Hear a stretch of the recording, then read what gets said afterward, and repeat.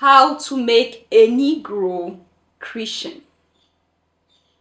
Kings and queens, your majesties, welcome back to the channel. Thank you so much for always returning. Trust you and yours are well, and you are loving yourself and others like always. Many thanks to all of you for the support you give to the channel. Thank you so much to our channel members, to our anonymous supporters, to all of you my esteemed subscribers. You are loved, celebrated, and appreciated. So,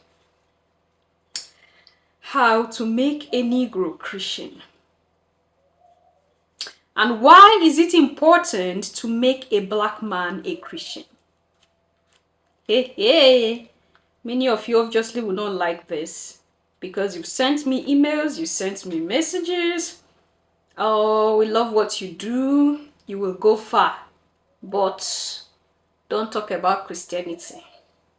Don't go there. Don't talk about religion. And that's why we are in the spot we are today as the African people, as the melanated people. That's why we are in the spot we are today. Because we lie to ourselves. We want to tell ourselves, it's fine. Even when it's not fine, no, it's fine. It's just okay. There are places you don't talk. There are things you don't talk about. There are places, don't just go your way and avoid these ones. That's why we are where we are. And we keep living in a world where this same religion we run away from, we don't want to talk about. Politicians use it, take advantage, use it against us, they succeed. Wicked men and women use it against us, they succeed. But they make you scared. They tell you, no, don't do it. Why do you think they tell you not to do it? Because they know that the more you keep talking about it, one day you are going to understand the whole thing behind these things, and they won't be as powerful because it is a tool. Whether you like it or not, it is being used against us. It will keep being used against us. What am I saying? Yes, they'll continue using it against us if we don't wake up. Because a lot of us are deciding to remain asleep. And that's why we feel like, don't talk about this. Just keep quiet about this one. You can talk about the other one, but do not talk about this one. Okay, so I'm going to take you through something. Like I told you, I said there are books I want us to analyze gradually, okay, about the melanated people and our history. And my just, yeah, with time, that's what I want to venture into. Just go through a book, and of course, I'm going to tell you the name of the person, the author, and then you also go through it. But we will analyze most of the things in those books, and we get information. Remember, study to show yourself approved, your majesties. And in that regard, I want to take you to something that someone drew my attention to, and is about us, our existence as a people as well. Okay? I would want you to listen to this keenly and leave your thoughts and opinion there at this section. I'm not called to say what people would like to hear. I'm not called to say what tickles the ears of people. I am called to say what people need to hear. There's a difference between what people want to hear, and there's a difference between what people need to hear. What people need to hear makes them uncomfortable, and they would rather not hear it. They need a bold person like me with strong balls to say what needs to be said. People who say what people would love to hear make no difference in life. And I'm glad that I'm one of those few who will say things that would make other people not even decide to even decide not to come to church. Because I'm not here to make you comfortable. I'm here to make you a conqueror.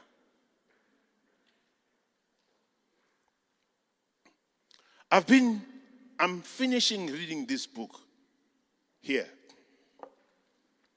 And I'd like the cameraman to zoom it in a bit. I'm just finishing reading this book. I've heard of this book. I looked for it. It's not available in South Africa. I had to go to Amazon in America to get it. It cost me 700 rand to get it. It's a very small book. But I don't regret having gotten this book. The title of this book is How to Make a Negro Christian. Now, after having read this book, I realized that it doesn't talk really about, it talks a little bit about how to make a black man a Christian. It talks more about why is it important to make a black man a Christian. And very few books have broken my heart like this book. I will not lie to you. Very few books have broken my heart like this. Because this book, firstly, brought to my attention that we did not choose. This book, firstly, brought to my attention that we did not choose to be Christians. Christianity was imposed on us with the most vile, violent, inhuman methods that you can perceive.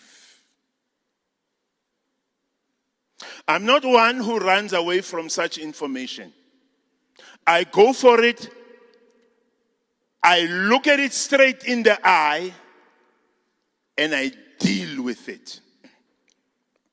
This book also clearly identifies the fact that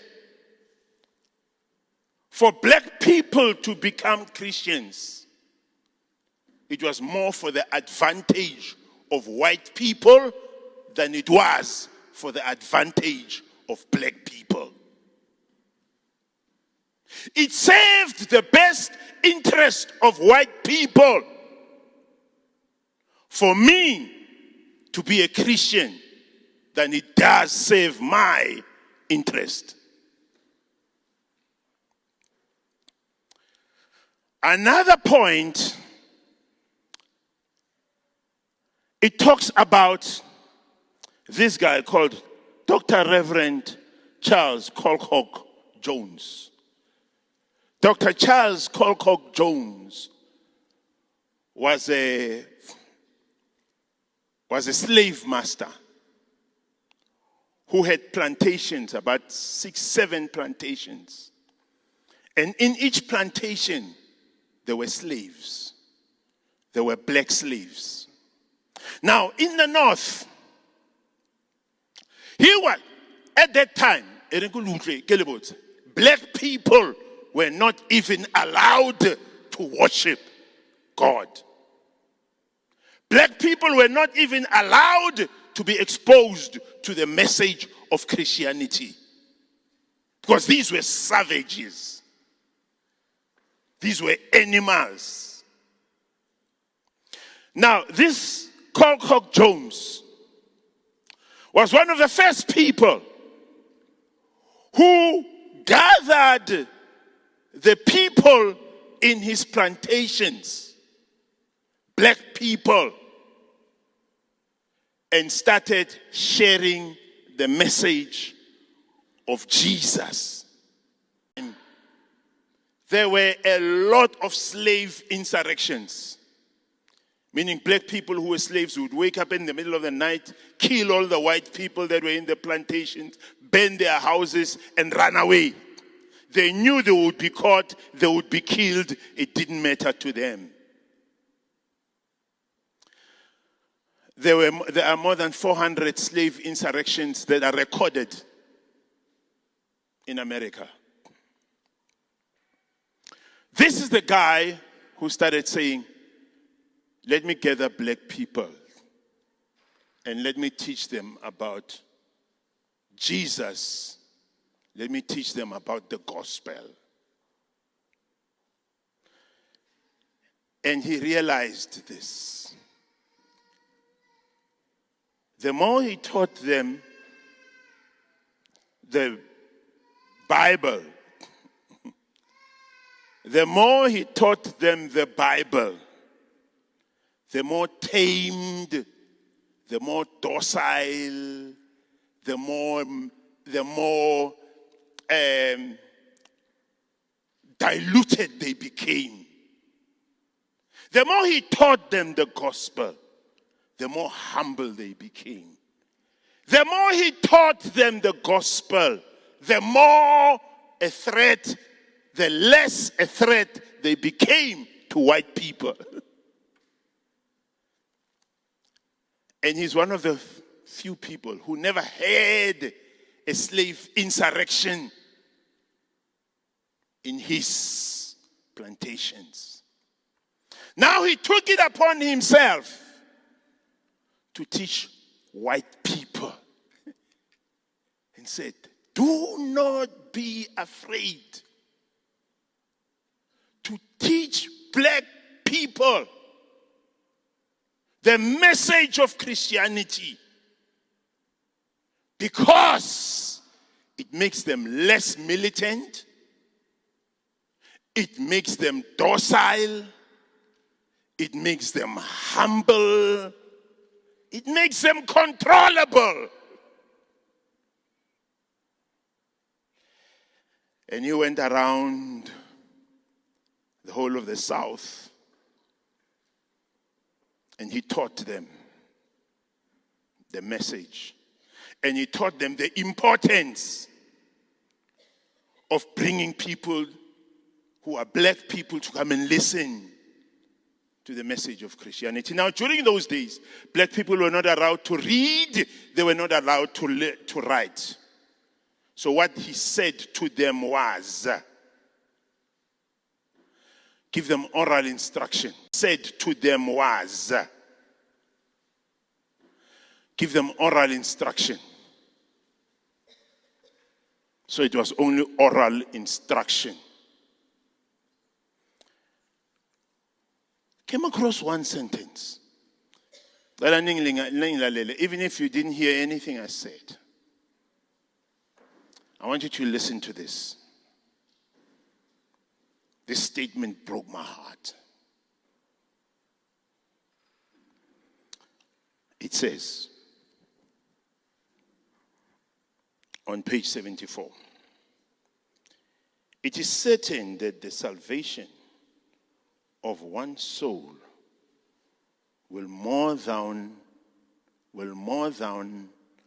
outweigh all the pain and the woe of their capture and transportation and subsequent resident amongst us. I'll say it again, explain it, and then I'll shut up. It is certain that the salvation of one nigger's soul will more than outweigh all the pain and the woe of their capture and transportation and subsequent residence amongst us. What this means is that if one nigger, one kafir, becomes a Christian, it will more than outweigh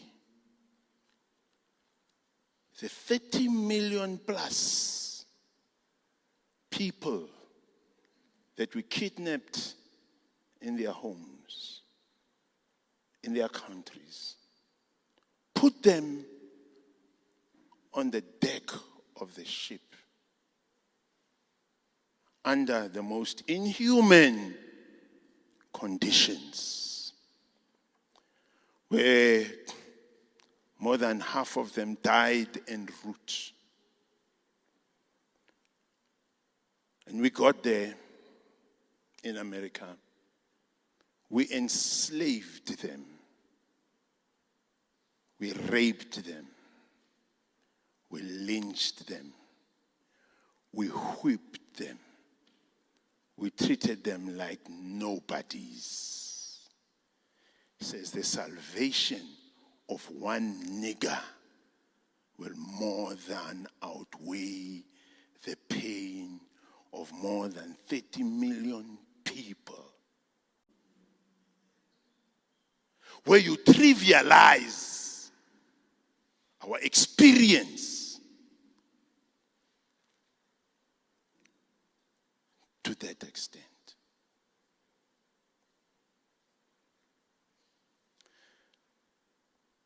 As you worship God as a Christian, you must always remember to embrace Christianity with a pinch of salt. And be strong in your mind. Be tough in your mind. And refuse to be an object which is just a means to an end.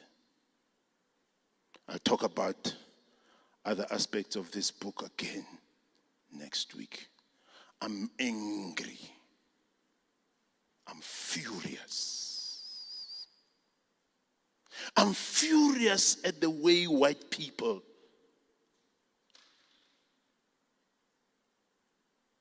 think we are pawns to be played around with. I'm furious. I'm mad.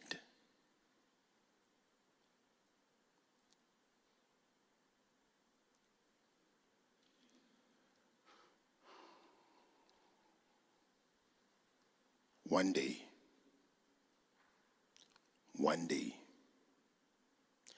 Africa will arise and will bring a total end to this. One day, Africa will arise and will cause this to be just a memory. And I intend to make a huge contribution towards that. With that said, I want to say,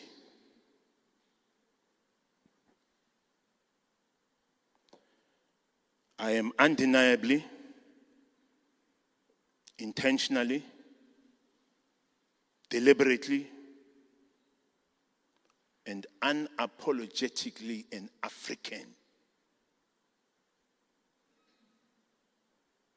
And I will not be swayed from that because of a plot just to make me